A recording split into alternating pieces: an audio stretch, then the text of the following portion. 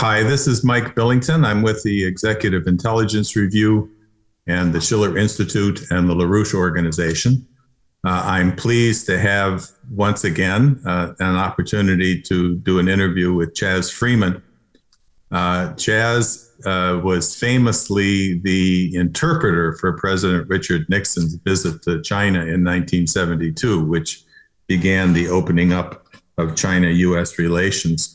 And then served in several high-ranking diplomatic positions over his 30-year career in the Foreign Service, including Deputy Chief of Mission in China and in Thailand, and Ambassador to Saudi Arabia.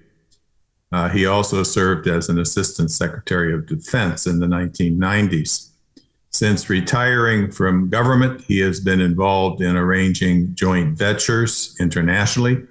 He served as the president of the Middle East Council, the co-chair of the U.S.-China Policy Foundation, a director at the Atlantic Council, and was the co-founder of the Committee for the Republic.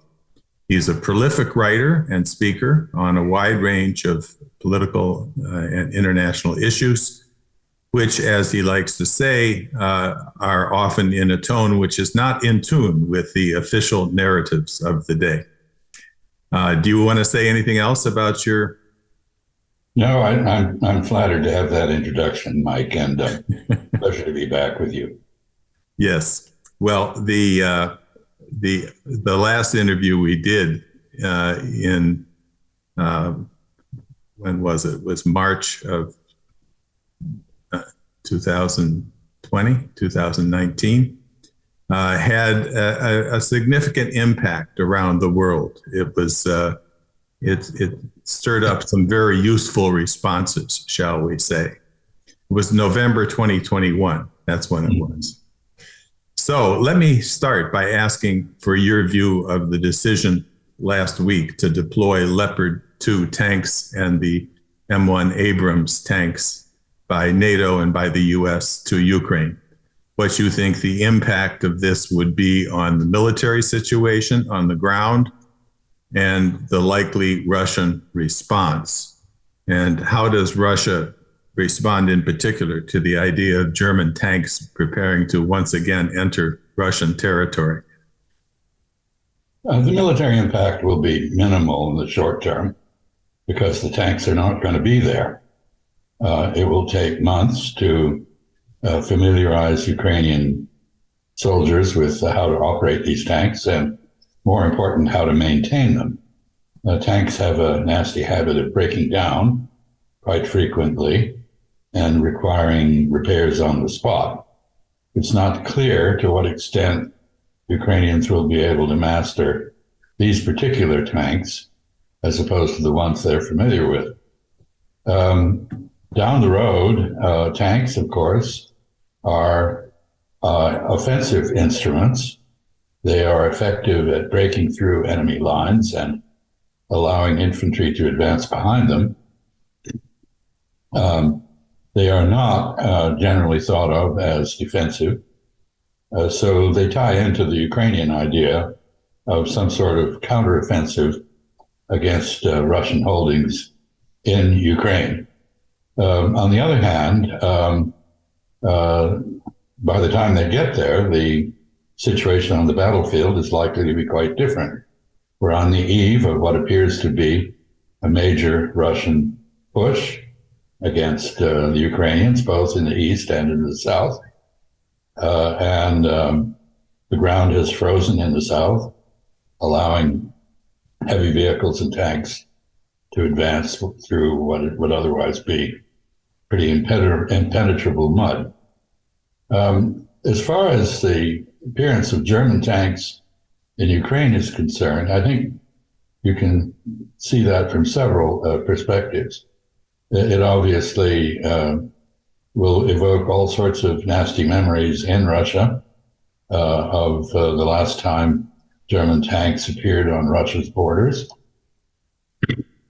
But aside from that, it represents an important further evidence of German abandonment of the pacifism that was imposed on it by World War II. This makes Germany a co-belligerent in the war. And it was something that the German government was obviously very reluctant to do, understanding the importance of it, and the fact that a remilitarized Germany will be of concern not just to the Russians, but to many other Europeans, given memories of the past. So this is an important political moment, one that has major implications for European security, and it's not clear where we are headed with this. Do you compare that in your view of this with Japan's turn towards remilitarizing and forming various kinds of pacts with the UK and with the US? Well, the two are connected in two ways. One, in both cases, the United States has urged remilitarization, reversing an earlier course. And second, both represent efforts by the defeated parties in World War II to reestablish independent military capabilities, in effect to hedge against what they perceive to be American unreliability. In both cases, I think the decisions are influenced by the uncertain course of American politics, not knowing whether the commitments that the United States has made will be honored by the next administration. The Trump administration having set the precedent of saying that whatever its predecessors did had no binding effect on it.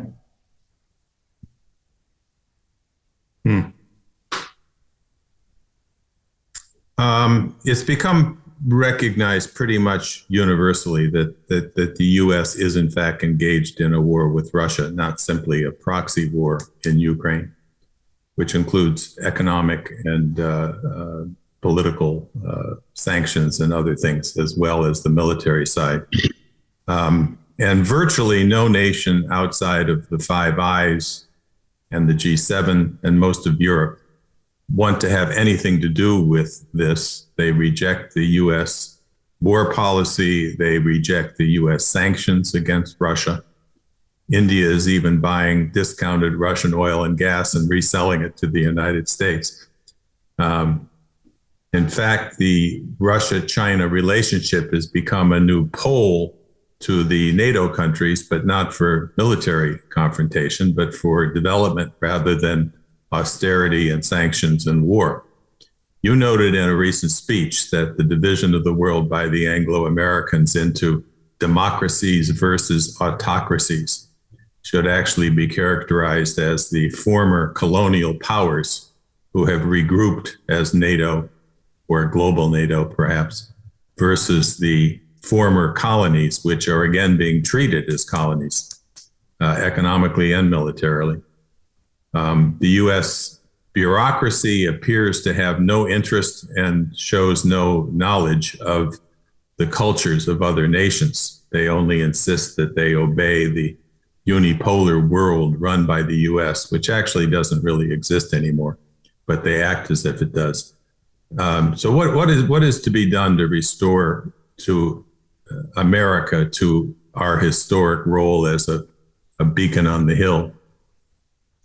The major answer to that has to be domestic reform that makes us once again appealing to the world.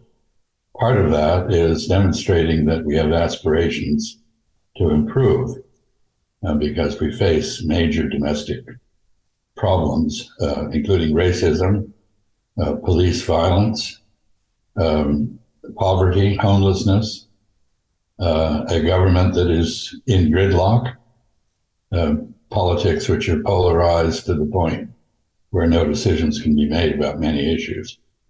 As long as we exhibit these characteristics, we have very limited appeal to others. And I note that despite our continuing wealth, immigration to the United States is dropping.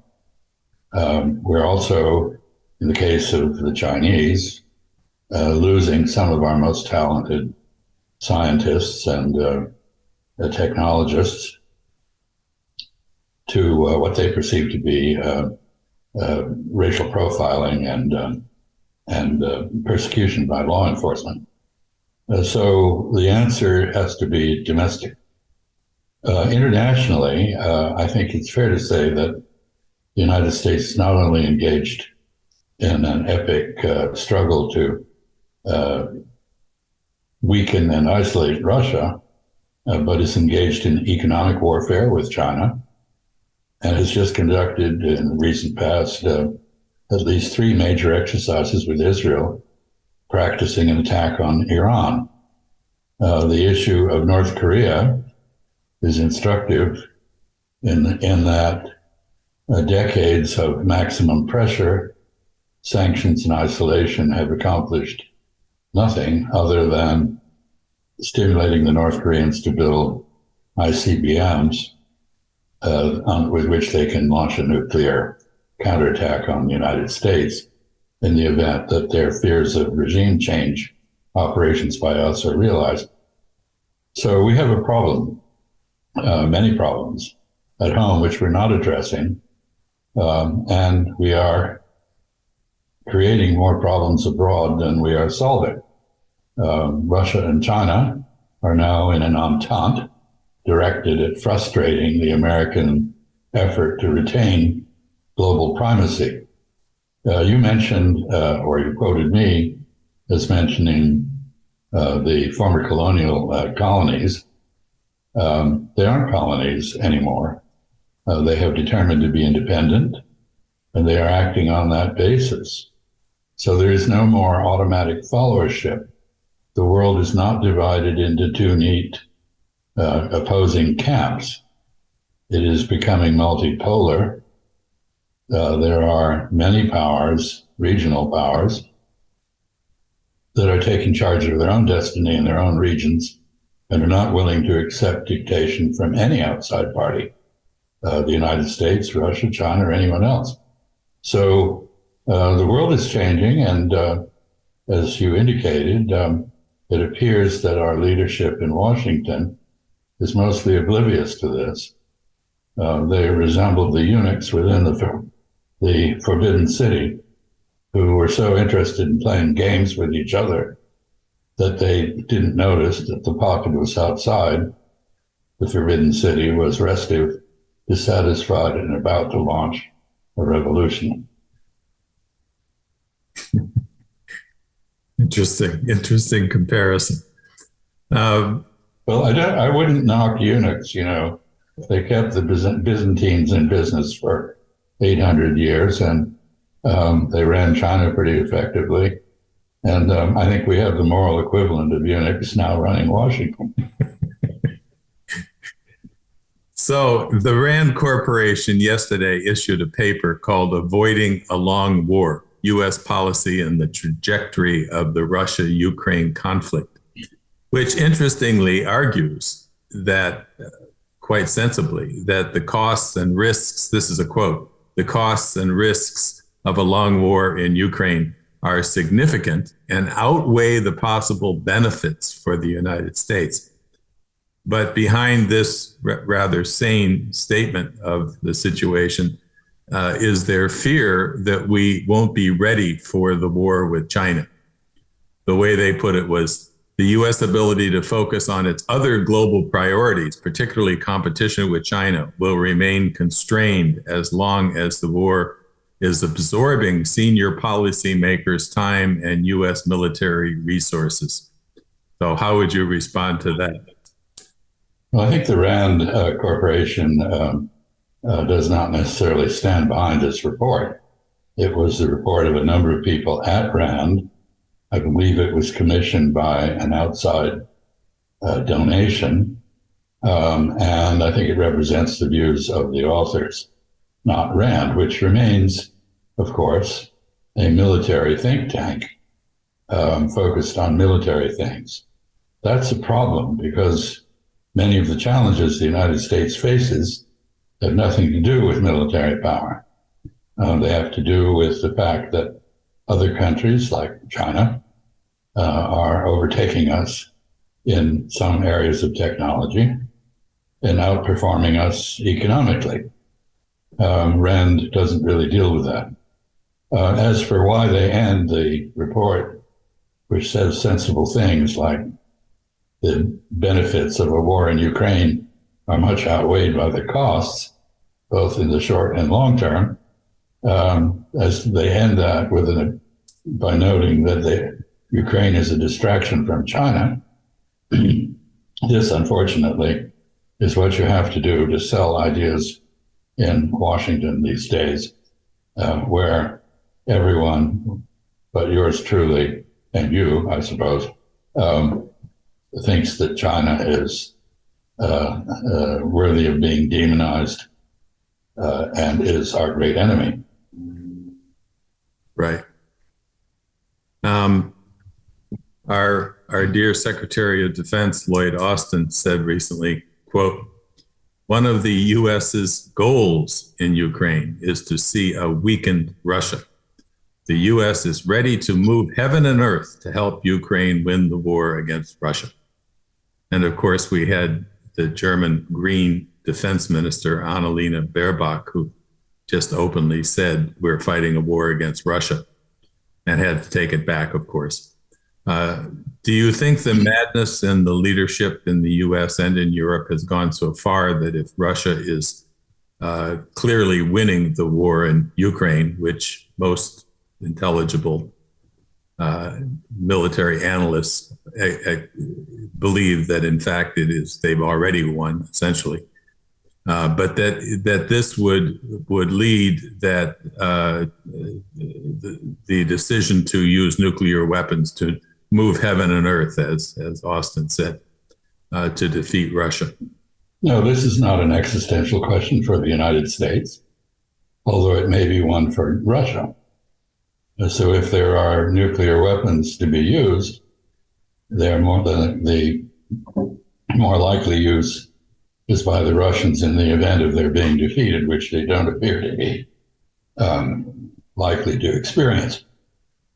There's an interesting contrast, not to get into personalities, between Secretary of Defense Lloyd Austin, who is understood to have opposed the sending of U.S. tanks to Ukraine, and to be quite cautious about the consequences of the escalation that we are engaged in, and Ms. Baerbock, who, to my knowledge, never served in the military, has never seen a war, and therefore may not be mentally prepared to deal with the consequences of starting a war.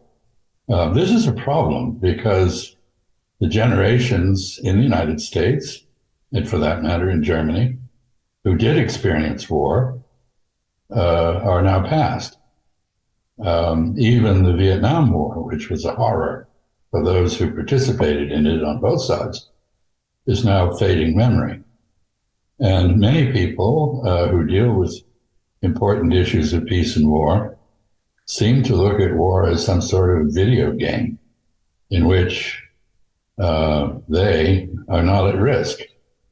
There is no one quite so bloodthirsty, I might add, as a civilian. After all, civilians can stand by usually while the military give their lives in whatever war the civilians have urged them to enter. But we're talking about contesting interests of Russia that are, from the Russian perspective, truly vital, maybe even existential. And the balance of fervor in this contest is very much with the Russians.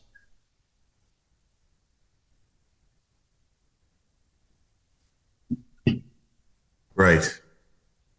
Let me mention, let's discuss a bit the China side of this. You were, as I mentioned in the introduction, you were the official interpreter for President Richard Nixon's historic visit to China and served in Foreign Service as a leading expert on China for many years. and you continue to write and speak on issues having to do with China generally and U.S.-China relations in particular. But in particular, you saw the rise of China. You were there in '72. You saw it when it was a vast, very poor country, not very well developed industrially yet. And you've seen it grow into a leading scientific and industrial power, including the miracle, and I think it's worth calling it a miracle, of virtually eliminating extreme poverty altogether through development and infrastructure. Now the Belt and Road Initiative is taking that approach to ending poverty and building up modern agro-industrial countries to the rest of the world. And yet China is being portrayed in the US and in Europe and in the UK in particular as a evil dictatorship. The Belt and Road is described as a plot to take over the world from us. How do you respond when you hear these accusations? Well, I don't think the world belongs to us to begin with. I think it's the possession of those who live in the various parts of it. And I don't see how you can really oppose investment and market opening and connectivity that enriches others as it connects them to what is now the world's largest industrial power. China has industrial production that's roughly twice that of the United States. And it is a huge market, which is, lifting everyone around it to greater prosperity. So I think the problem we have in dealing with this is our supposition that everything must be addressed through a military lens. This is not a military project. It is a geoeconomic project. It began with no real design behind it. China had surplus capital, surplus production capabilities in key sectors, steel, concrete, aluminum, and so forth. It had gotten very good at building infrastructure, but its demand domestically was less than its capabilities. So it began to look for markets abroad. And when it did, I think a few bright people in Beijing thought, actually this would be a very good program. It would be good for China. It would be good for China's political and economic relations with the participating countries, and it would open markets. In fact, it would connect everything on the Eurasian landmass, from Lisbon to Kamchatka and the Bering Strait, or from Arkhangelsk in the north to Colombo, and gradually, China has taken this approach to opening markets and building infrastructure and connecting different parts of the globe beyond the Eurasian landmass, first to East Africa, and now importantly to Latin America and the rest of Africa. So this is not a military project, can't be dealt with by military means. And the strange thing is that instead of trying to benefit from this, we're trying to inhibit it.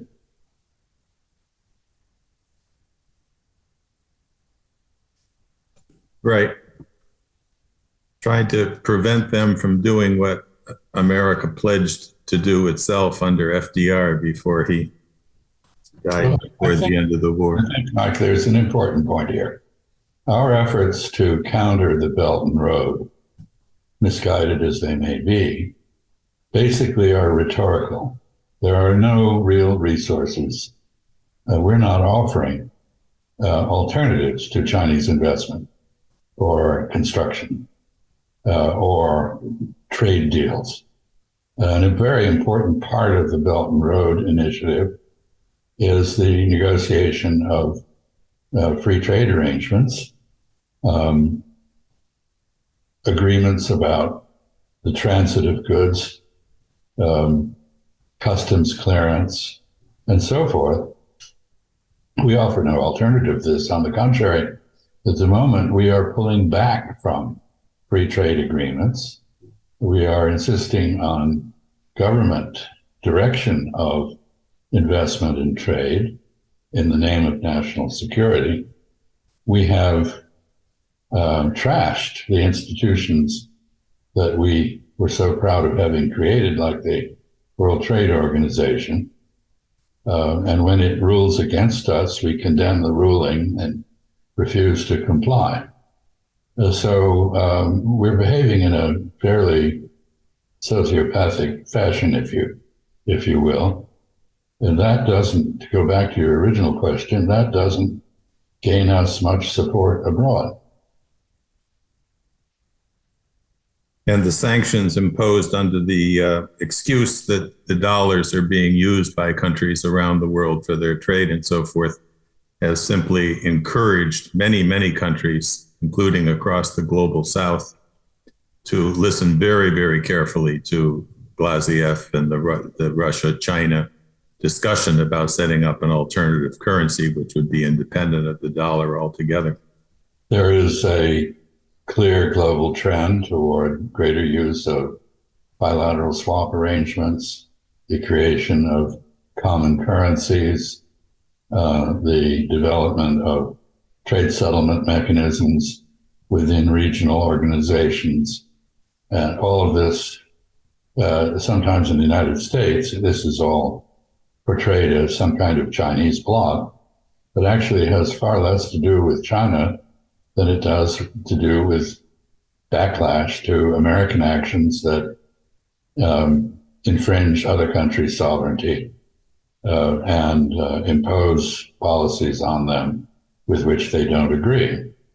We even do this to allies. You can look at this recent alleged agreement, the details of which are not clear because they're probably very embarrassing. This recent agreement by the Netherlands and Japan to control exports of chip manufacturing equipment, ultraviolet, various forms of ultraviolet lithography to China. This is clearly coerced. It was not voluntary. If whatever its content may be, it's likely to have two effects. One is to somewhat embitter the Dutch and Japanese for having been pushed around and cost their major market. And more importantly, stimulating China to do exactly what we're trying to prevent. We were allegedly trying to prevent, namely developing its own independent chip industry, which will compete with the Dutch, the Japanese, and to the extent we're able to rebuild the chip industry in the United States, us. So if you wish to find a perfect policy boomerang, this meets the criteria. Right. Our friend George Koo, you probably know George Koo, right? I do. What he said about this is that one of the most outrageous aspects is that we coerced a large number of Taiwanese workers who worked in their advanced chip sector, which produces some of the best chips in the world, I understand. But coerced them to come because they were about to get invaded by China, so they had to escape from Taiwan. And secondly, that they would get equal pay with the American employees at the plant they were going to in Arizona, I think, right? Arizona? Yes. They wouldn't have to work night shifts, both of which turned out not to be true. So there's a bit of a revolt taking place now with those who came here. Well, the company concerned, which is the Taiwan Semiconductor Manufacturing Company, TSMC, was founded by an immigrant to the United States who worked at Texas Instruments, who was denied promotion within that company, basically because he was Chinese, was offered an opportunity to try out a new concept for the development of chip manufacturing in Taiwan. Proved to be fantastically successful. The chips that TSMC produces are the most advanced in the world. Now, TSMC and this man, Morris Chang, have noted that to produce chips in the United States is at least 50% more expensive than to do that in Taiwan. So from an economic point of view, this forced investment in Arizona makes no sense. And there is increasing concern in Taiwan that the United States is in effect stripping Taiwan of both its comparative advantage economically and its a shield against a Chinese attack, because China too depends on TSMC. And an attack, a war over Taiwan, whatever the outcome, would have one certain outcome, which is the destruction of Taiwan's prosperity and democracy. So this is a case of American unilateralism that is not much appreciated in Taiwan, and of course is antagonistic to China, and stimulating China, as I said, to do what anyone would do. If you know that something can be done and you know more or less how to do it and you're willing to put enough effort into doing it, you will do it. So we will see the major result of this policy, as I said, will be the creation of a Chinese semiconductor industry that is fully competitive, not just with Taiwan or South Korea, which are the two major producers, but probably more advanced than either. Let me ask a more general question about Taiwan.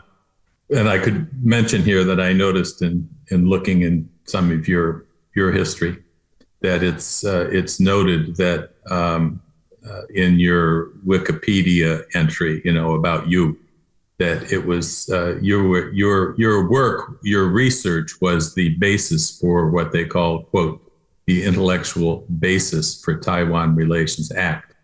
So you've had a long history working with Taiwan as well as with China. Politically in Taiwan, is there a shift in leadership in Taiwan taking place as reflected by the recent loss by Tsai Ing-wen's pro-independence party in the more recent election? And what is the actual business relationship between Taiwan and the mainland at this point? And what influence do the many Taiwan business leaders who work with the mainland and in many cases now live in the mainland, but how much influence do they have within Taiwan? Well, those are multiple questions. Yeah. I don't think the elections in Taiwan were about cross-strait relations or Taiwan's policy toward the China mainland. I think they were about local issues. So there's been a general loss of confidence in the Tsai Ing-wen administration. As for where Taiwan's politics are going, first of all, they're heavily polarized on the issue of relations with China, as well as on some other issues. Taiwan is a society which has a very complex past, part of which was the Chiang Kai-shek dictatorship, mainlanders who came to Taiwan and used it as a base from which they proposed to reconquer the rest of China with American support for about 3 decades. And local Chinese of various sorts, Taiwanese speakers, Hakka speakers, and so forth. So it's a very complex society and has many issues which don't have anything to do with cross-state relations. Having said that, its economy is very interdependent now with that of the mainland, which is its largest market and source of imports. Many in the business community there are very unhappy about the sort of thing that they see going on, with Nancy Pelosi flying to Taiwan to gratify her own ego and give China the bird at their expense. And now apparently Kevin McCarthy about to do the same thing. So the issues are complex. Many in Taiwan would prefer to be completely independent of China. That is not possible for many reasons.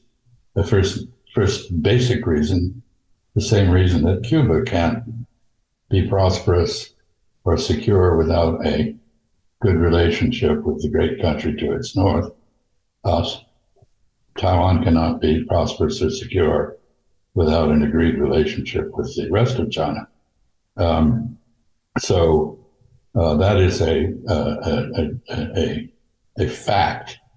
Politically, Taiwan cannot achieve independence any more than the United States could against the British in 1776 without prevailing on the battlefield, and the prospects of it doing so are zero. So Taiwan is in a bit of a bind, with many people wanting independence, but no possibility of achieving it. Sadly, in human history, this kind of dilemma is not very rare.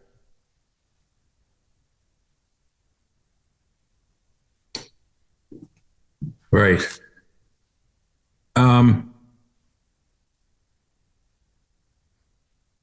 So you have the U.S. decoupling from China. You've already brought up the shooting themselves in the foot with the chip war idea. This includes sanctions on Chinese companies, perhaps as severe. I'm not sure. I don't know the comparison, but perhaps as severe as the sanctions that have been imposed on Russia, at least in some areas. But many of the companies that do business with China are also being sanctioned, as you pointed out. That it's going to destroy companies around the world who depend on doing business with China, including in Taiwan. What do you think is going to be the result of this chip war and related sanctions on China? Well, the sanctions on China will have two immediate effects. First, they will retard Chinese economic growth and slow down its technological advance. So that's in the short term. And then in the long term, they will give rise to a competitive Chinese semiconductor industry, exactly what we wanted to prevent.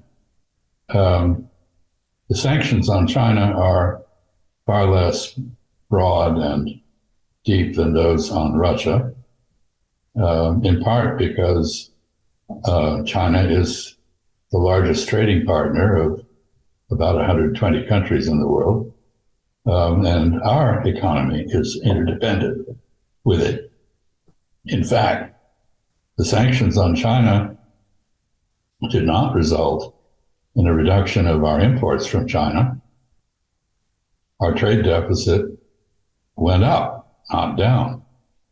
But I think the great irony here is that what made the United States great, what made us admired internationally, was our devotion to free trade, to open borders, to personal freedom, and the theory that some had, I must say I never shared it, was that opening relations with China would cause China to become more like the United States.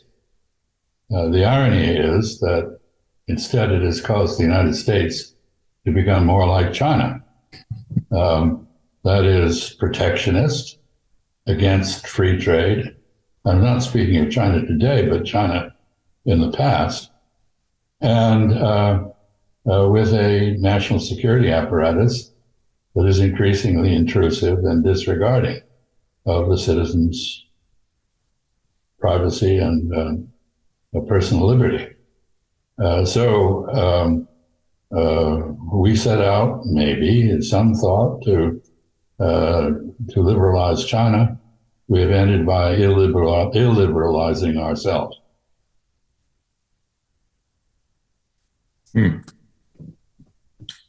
So you also, as I mentioned, you were the ambassador to Saudi Arabia. You have great experience in the Middle East in general. And we're not only looking at potential war dangers with Russia and China, but things are heating up again in the Middle East with as you mentioned, the Israelis moving violently, as usual, against the Palestinians, and also against Iran, with even some bombings in Iran over the last few days. You've spoken often about China's role in the Middle East, pointing to the deal that they struck with Saudi Arabia, where you're going to have, instead of euro dollars, we're going to have the euro, yuan, renminbi, trading in local currencies. The Belt and Road projects in Iraq and other Arab states. Not to mention that there's a dramatic increase in Chinese investments in Israel and Israeli investments in China, I believe. How is China changing the Middle East? And also hold on one second.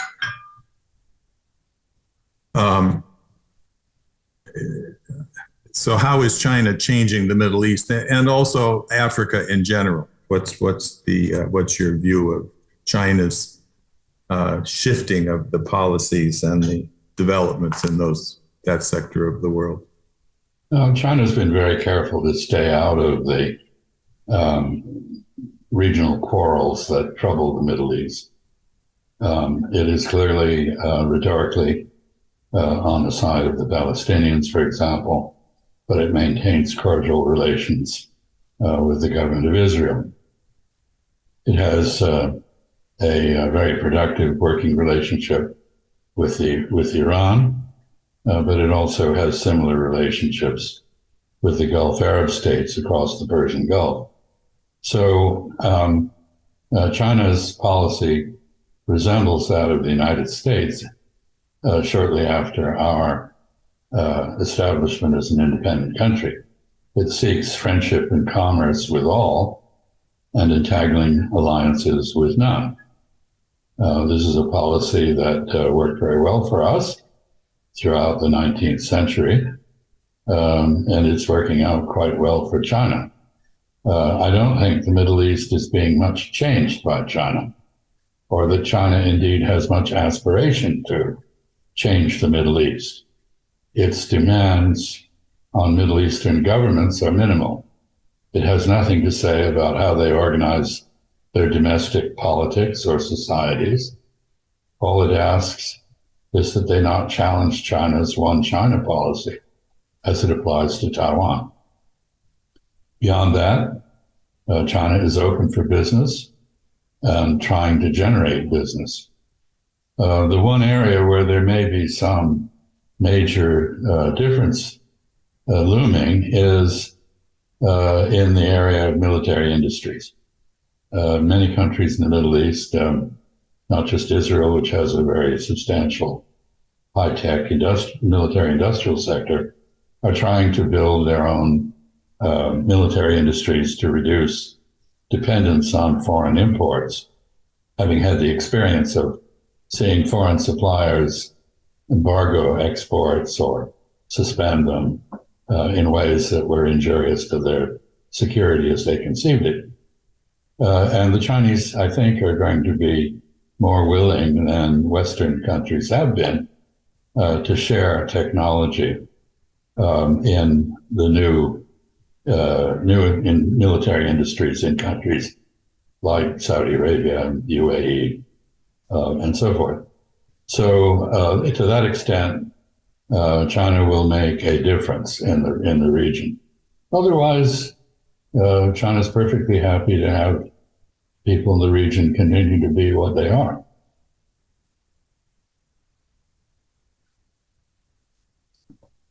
They don't believe in hegemonism, as they like to say. Well, they don't have an ideology that they insist on imposing on others. Yeah, right. You know, whether the ideology is a wonderful thing or not is beside the point. I believe that democracy in many respects is a very good system and a desirable one. But if people in other countries don't agree with me, that is their prerogative. And I think the Chinese deserve respect for doing what President Kennedy once advocated. That is trying to make the world safe for diversity. So let me conclude by referencing the fact that Helga Zepp-LaRouche recently issued something she called the 10 Principles that were aimed at provoking discussion around the world, with the problem being, as she identified it, that people seem to have lost a sense of principles in their way of thinking, that they limit themselves to taking sides on issues that are usually defined by governments or by the media. And usually both sides of those issues are irrelevant or negative on both sides, or they're the same side in different dressing.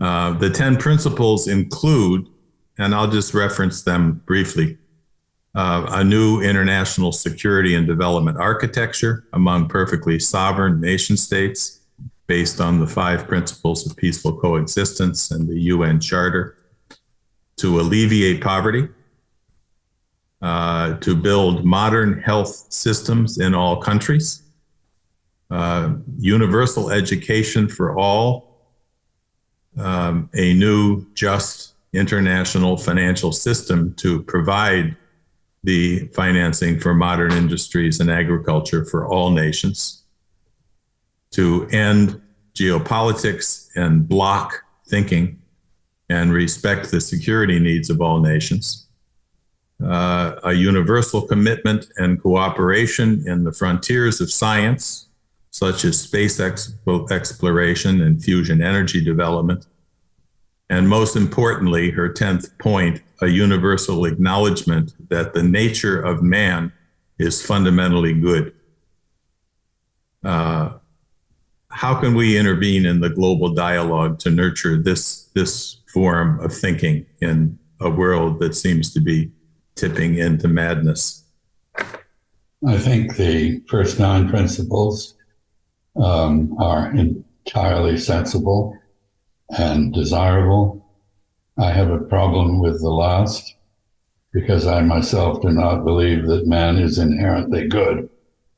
I believe that man is an ambivalent creature who must be taught to be good. So if by this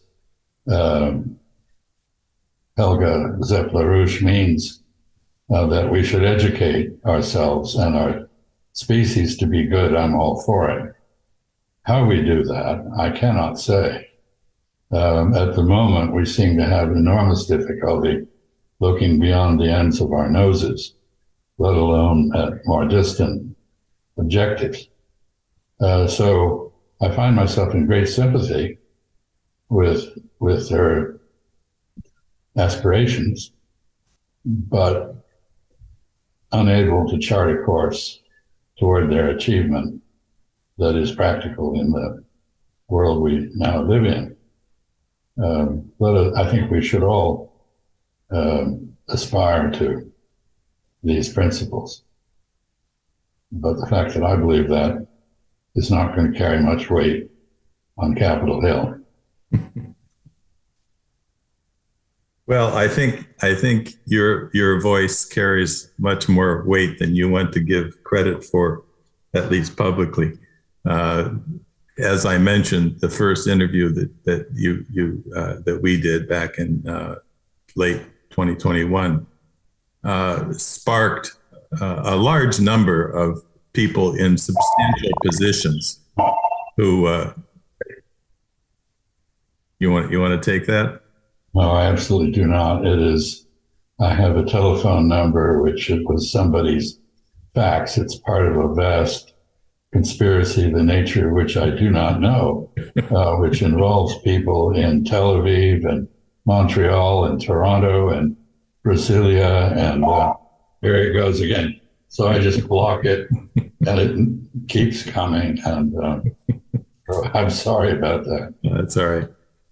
Anyway, I will block it if it comes again, which it will. As I did want to mention, though, the result of the interview that we did had not only thousands of people who watched it and who commented on it, hundreds who commented on it very positively about, somebody who tells the truth from a position of influence and power where you very seldom hear any reference to truth. So because I have no power. Well, your power is the truth. That's the basis on which we can achieve those 10 principles, is by sticking to the truth, even when, as Gandhi said, even if we had to suffer occasionally for sticking with the truth. Sometimes suffering is needed. And of course, Martin Luther King took that advice. Well, I think there is a moral principle that is very important and relevant to Helga Zepp-LaRouche's principles, and that is that if you believe in something, if you believe that it's important, the fact that it is not within easy reach should not deter you from trying to implement it. And so I'm all for continued education and discussion and efforts to raise the standards of our species. If we don't first finish ourselves off by one means or another.